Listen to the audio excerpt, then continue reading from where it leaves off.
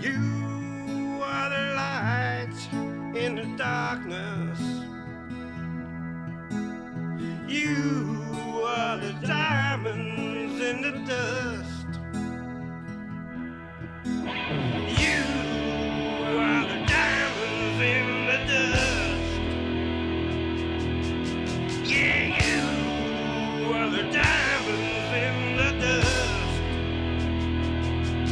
I said you are the diamonds in the dust. World War I, Adolf Hitler repeatedly volunteered for hazardous duty. His first combat was October the 29th, 1914. Hitler's unit lost 3,000 of its 3,600 men after making 5 assaults on the enemy position. Now Hitler had one of his sleeves shot off. He walked out of a tent where he'd been talking with some men, and a couple of seconds later a shell hits it and blows at the Kingdom Come. And for his fighting in this unit, he was awarded the Iron Cross Second Class for bravery under fire, and he was promoted to corporal.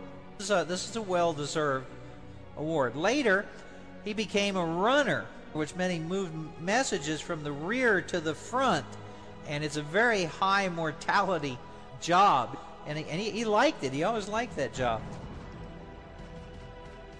Then in December of 1914, when you have the famous Christmas truce on December the 25th, Hitler wouldn't leave his trench. And his comment was, such a thing should not happen in wartime.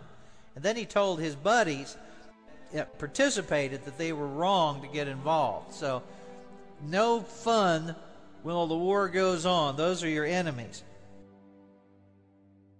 Now, between 1914 and 1916, in the final stages of the Battle of the Somme, Adolf Hitler was wounded in the leg by a shell fragment.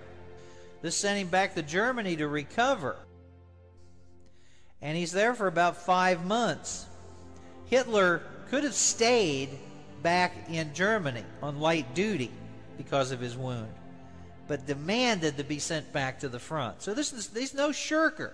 You got to give a guy some due here for not being a chicken.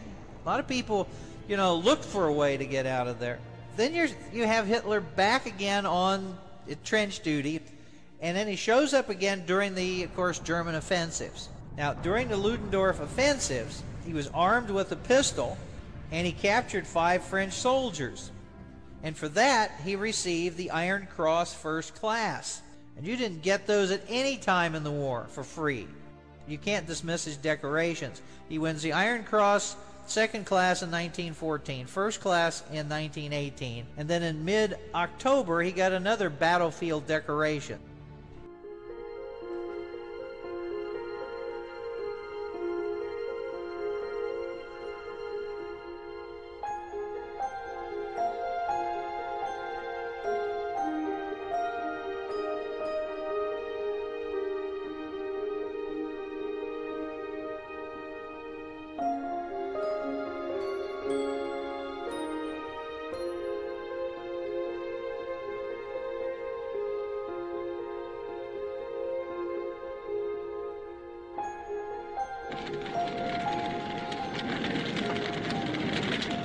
A majority of Germans tolerate the burning of books, the banning of other political parties, and the setting up of a police state, because Hitler offers a way out of the depression.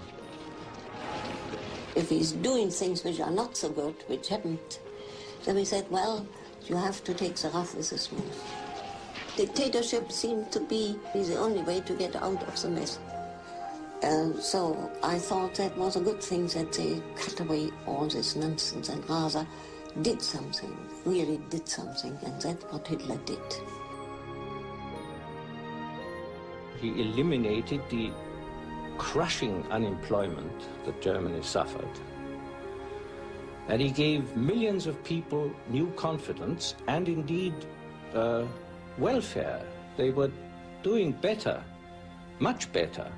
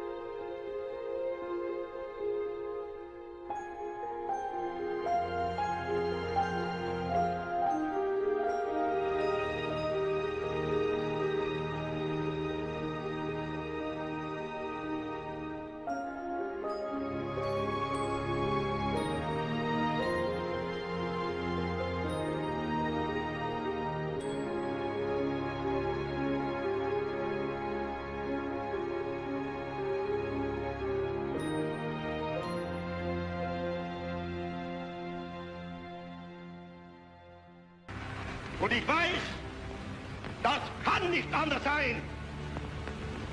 Denn ihr seid Fleisch. Von unserem Fleisch und Blut, von unserem Blut. Und in euren jungen Gehirn brennt derselbe Geist, der uns beherrscht. And he said how fortunate we were to live in this new age.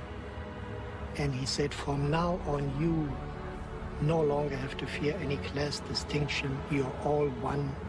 But the essence and the emphasis occurred in the final sentences. He leaned over the podium, and I know he looked straight into my eyes, and he said,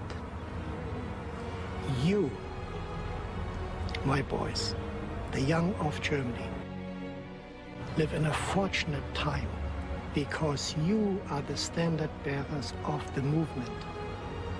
You will inherit what we have so far created. And from that moment on, without any doubt, I was bound to Adolf Hitler, long until after our defeat. Vor uns liegt Deutschland, in uns marschiert Deutschland und hinter uns kommt Deutschland.